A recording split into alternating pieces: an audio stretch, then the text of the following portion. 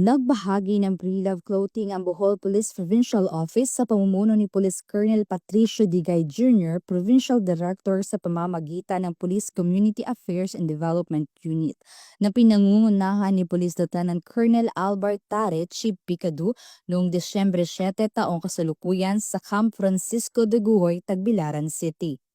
Layunin ng aktibidad na mabigyan ng dagdag na tulong ang mga kasapi ng Kamamabu o kapunungan sa mga manghihilot o manikyurista sa Bohol.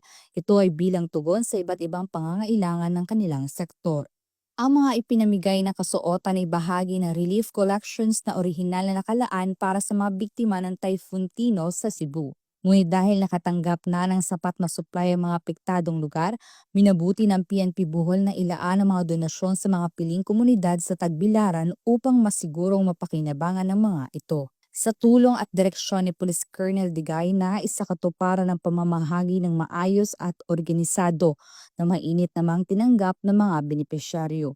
Nagbigay ito ng ginhawa at suporta sa mga kasapi ng Kamamabu na patuloy na naghahanap buhay para sa kanilang pamilya. Katuwang sa aktibidad ang Picadu personnel at iba pang unit ng BPPO na nagbigay ng kinakailangang suporta upang maging sistematiko ang daloy ng distribusyon. Bahagi ang inisyatibang ito ng patuloy na programa ng BPPO sa pagpapalakas ng ugnayan sa komunidad at pagpapakita na ang kapulisan ay kaagapay sa pag-unlad, hindi lamang tagapagpatupad ng batas.